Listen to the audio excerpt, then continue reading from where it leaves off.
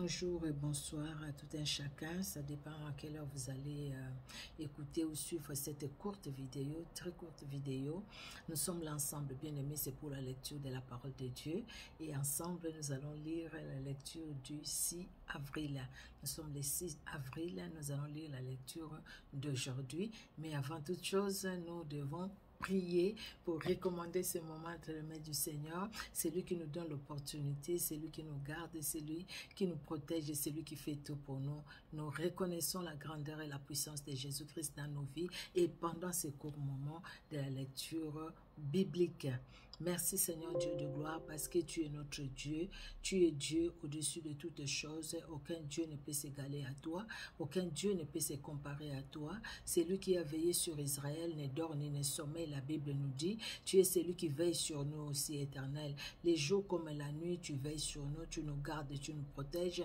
Les jours comme la nuit, tu nous donnes ta victoire parce que tu nous l'as donnée, Seigneur, et ta victoire nous accompagne. Nous pouvons encore le dire, Seigneur, à chaque instant que le bonheur et la grâce m'accompagnent et j'habiterai dans ta maison jusqu'à la fin de mes jours. Éternel Dieu souverain, tu es notre roi, tu es notre Seigneur, tu es notre forteresse, tu es notre bouclier. Merci de bénir ces moments, merci de nous laver par ce sang qui a coulé à la croix de Golgotha et de nous accorder ta miséricorde. Merci Seigneur de nous remplir de ton Esprit Saint, l'Esprit de vérité, qui nous guidera pendant ces moments et qui parlera dans nos cœurs.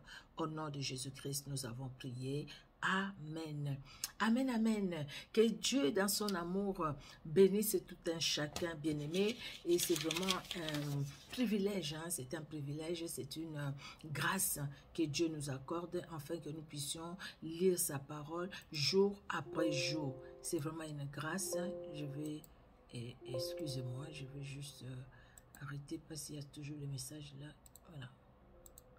Comme ça, ça ne va pas nous déranger pendant la lecture de la parole de Dieu. Alors, nous sommes les 6. Nous allons lire au fait Lévitique 9. Les psaumes 78, c'est long, hein, les psaumes 78 ou 78. Nous allons lire du 1er au 31e verset. Et nous allons lire aussi Proverbe 12, de 19 à 20.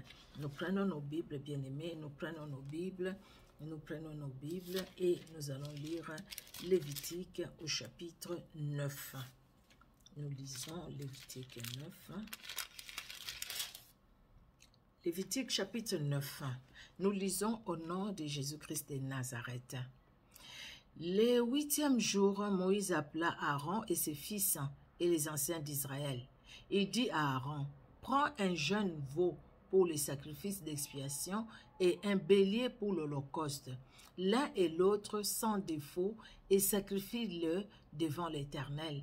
Tu parleras aux enfants d'Israël et tu diras, prenez un bouc pour le sacrifice d'expiation, un veau et un agneau, âgés d'1 an et sans défaut pour l'holocauste.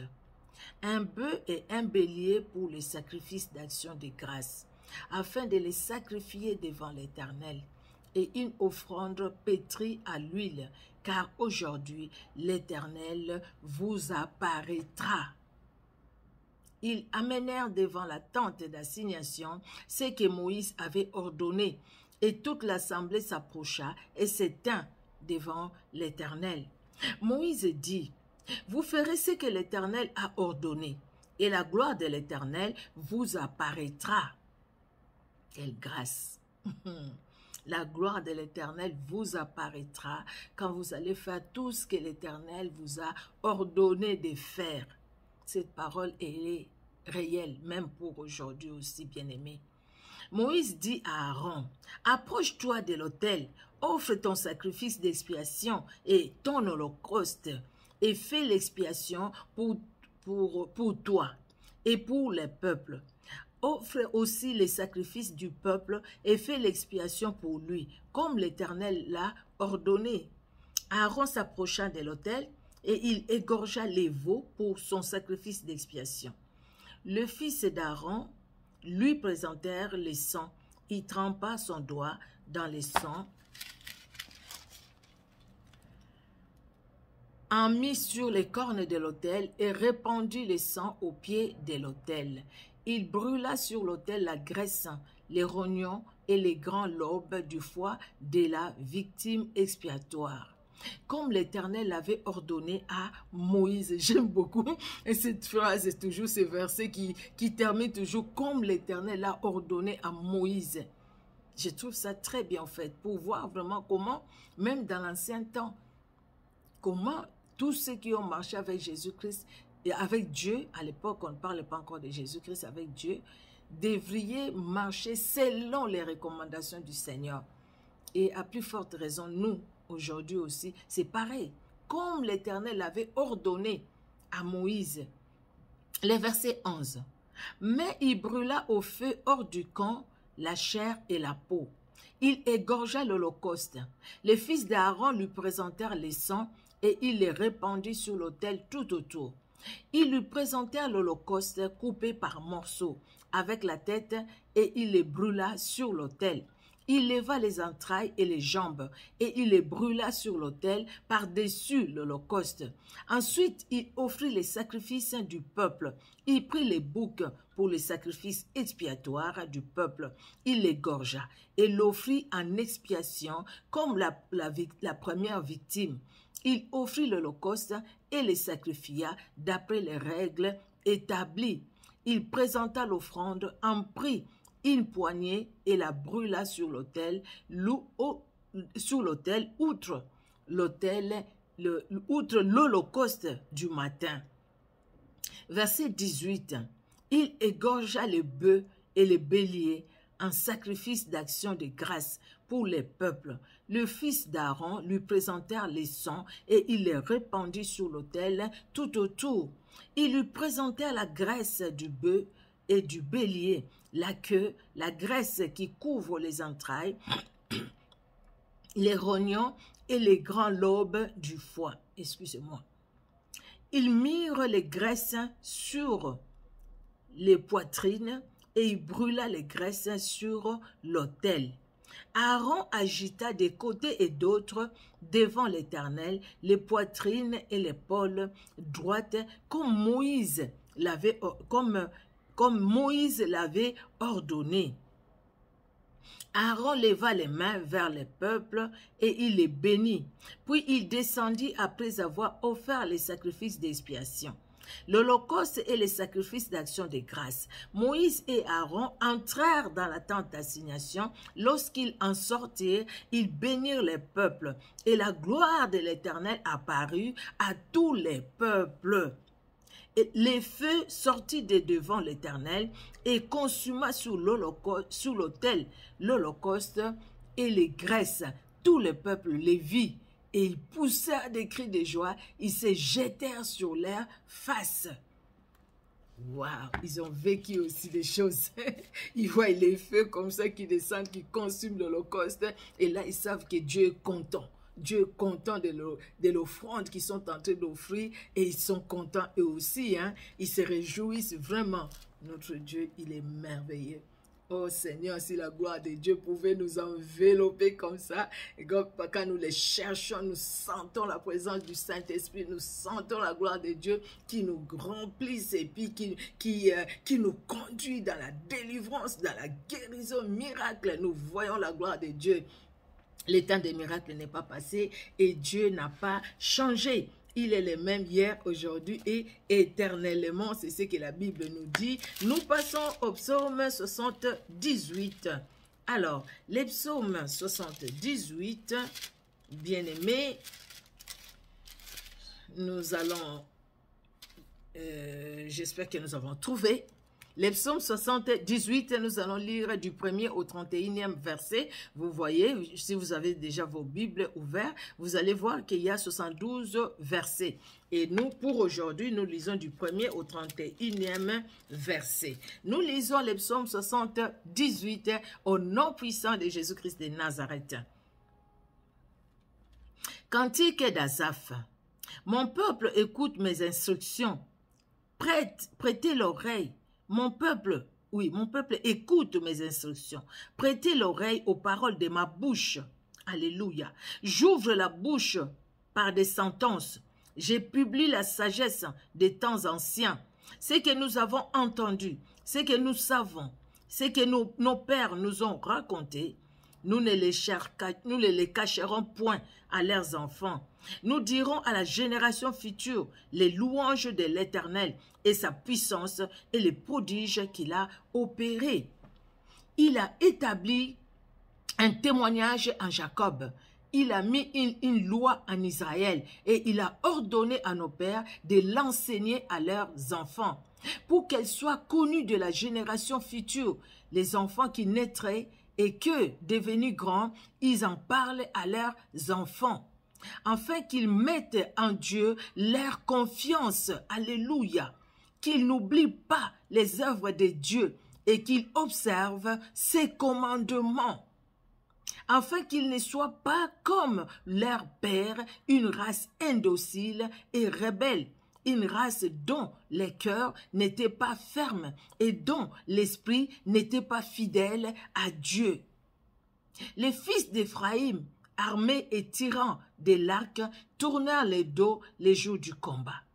Ils ne gardèrent point l'alliance de Dieu et ils refusèrent de marcher selon la loi.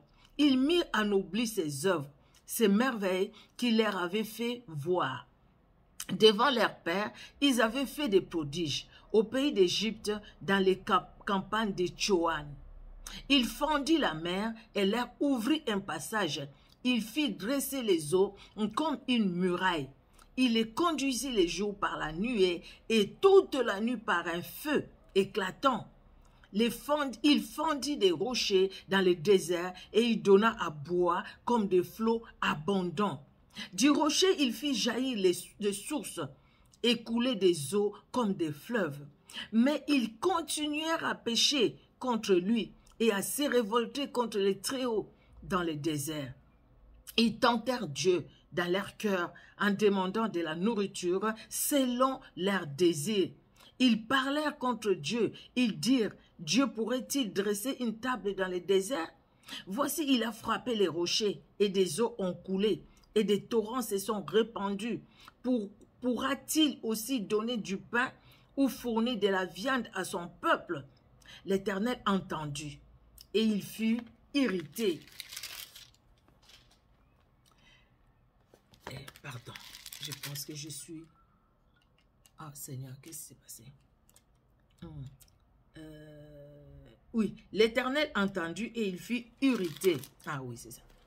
Un feu s'alluma contre Jacob et la colère s'éleva contre Israël, parce qu'ils ne crurent pas en Dieu, parce qu'ils n'eurent pas confiance dans son secours. Il commanda aux nuages d'en haut et il ouvrit les portes des cieux. Il fit pleuvoir sur eux la manne pour nourriture. Il leur donna les blés du ciel. Ils mangèrent tous les pains des grands et tous les pains des grands. Il leur envoya de la nourriture à satiété. À satiété. Il fit souffler dans les cieux les vents d'Orient et il amena par sa puissance les vents du midi. Il fit pleuvoir sur eux la viande comme de la poussière et comme les sables des mers, les oiseaux ailés. Il les fit tomber au milieu de leur camp, tout autour de leur demeure. Ils mangèrent et se rassasièrent abondamment. Dieu leur donna ce qu'ils avaient désiré. Ils n'avaient pas satisfait leurs désirs. Ils avaient encore leur nourriture dans la bouche. Lorsque la colère de Dieu s'éleva contre eux, il frappa des morts des plus vigoureux. Il abattit les jeunes hommes d'Israël.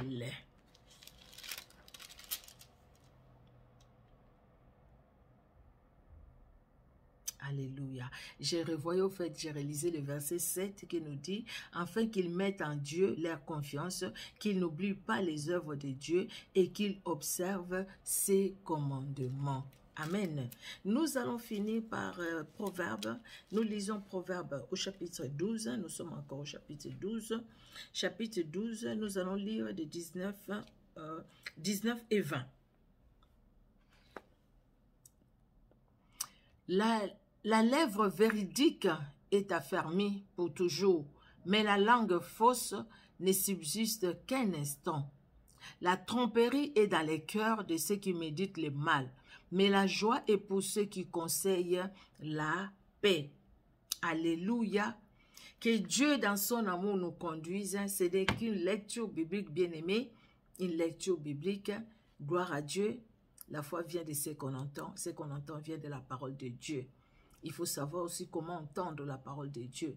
Pas juste que j'ai entendu c'est passé, mais j'ai entendu et je suis resté peut-être sur un verset qui m'a touché. Si c'est toute l'histoire, je peux relire pour voir, et je demande d'abord au Saint-Esprit de me guider. Je peux relire et le Saint-Esprit me guidera afin que je puisse retenir une leçon, afin que je puisse saisir ce que le Saint-Esprit veut me dire par cette parole générale, logos. Quel est le réma que Dieu veut me donner au travers de la lecture que je viens de faire. Que Dieu bénisse tout un chacun. Dieu donne sa parole et dit aux enfants d'Israël de les enseigner à leurs enfants. Leurs enfants, ils deviendront grands, qu'ils les enseignent aussi, afin qu'ils apprennent à marcher dans la crainte de l'Éternel. Qu'ils marchent dans la crainte de l'Éternel, parce que c'est l'Éternel qui est Dieu, Jésus-Christ de Nazareth. Afin qu'ils mettent Dieu, et qu'ils mettent leur confiance en Dieu, et qu'ils marchent, bien-aimés, dans la crainte de l'Éternel. Qu'ils n'oublient pas les œuvres de Dieu, et qu'ils observent ses commandements. Observez les commandements de l'Éternel, marchez selon Dieu et non pas selon eux. C'est aujourd'hui cette parole, elle est d'actualité. Encore aujourd'hui, Jésus-Christ veut que toi et moi, nous puissions les connaître, nous puissions nous réjouir, nous jouir de sa présence, nous puissions avoir la soif de sa présence par sa parole. Nous avons, au fait, le temps que nous passons dans la lecture de la parole, à l'écoute de la parole, nous sommes dans la présence de Dieu. Et cette parole que nous écoutons, nous les enseignons à nos enfants les enseigneront à leurs enfants à leur tour, et ainsi de suite. Et cette parole, c'est pas tout simplement pour écouter, mais cette parole, c'est pour nous aider à observer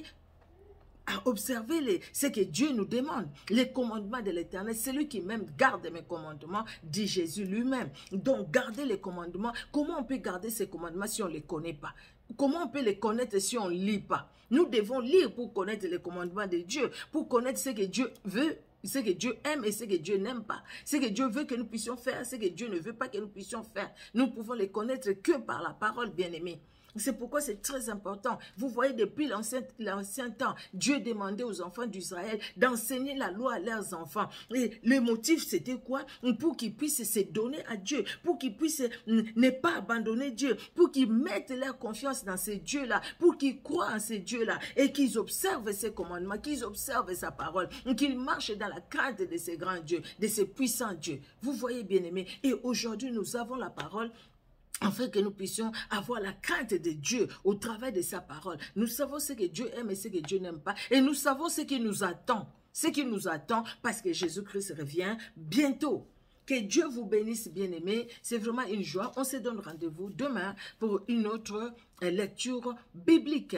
Merci Seigneur Jésus-Christ, ton amour est là. Merci Seigneur pour la soif de ta parole, pour la joie d'être dans ta présence. Éternel Dieu souverain, tu es notre roi, tu es notre Seigneur, tu es notre bouclier, tu es notre force. Seigneur Dieu souverain, nous te louons Seigneur, nous te glorifions éternel Dieu de gloire, car en dehors de toi, il n'y a point d'autre Dieu. C'est toi l'unique et le véritable Dieu, c'est toi Seigneur Dieu de gloire. Nous prions Seigneur, c'est à toi que nous adressons nos prières. Nous passons cet temps dans la lecture de la parole parce que nous savons, Seigneur Dieu de gloire, que tu te révèles à nous par le Saint-Esprit, éternel Dieu de gloire. Et le Saint-Esprit éternel nous aide, éternel Dieu d'amour, à comprendre ta parole, afin que nous voyons celui que tu es, toi notre Dieu, toi le souverain, et ce que tu as, et ce que tu fais et tu peux faire. Les enfants d'Israël dans le désert, ils ont vu les miracles, la mer rouge se séparer en deux, mais ils ont dit dans le désert, Dieu peut-il descendre de la nourriture, Dieu peut-il nous donner de l'eau?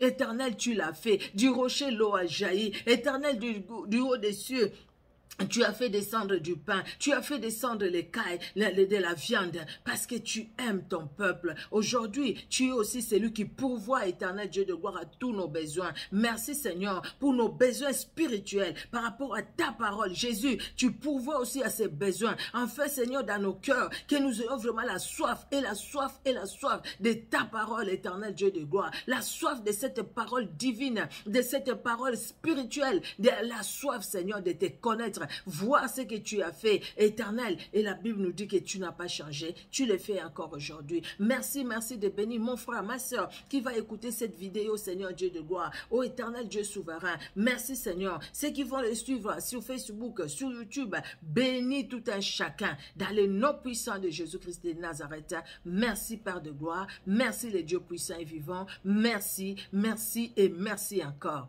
Alléluia, alléluia, alléluia. Amen. Amen, amen, amen. Que Dieu vous bénisse. Soyez bénis, richement, richement bénis au nom de Jésus-Christ de Nazareth. Au revoir, bien-aimés. Au revoir.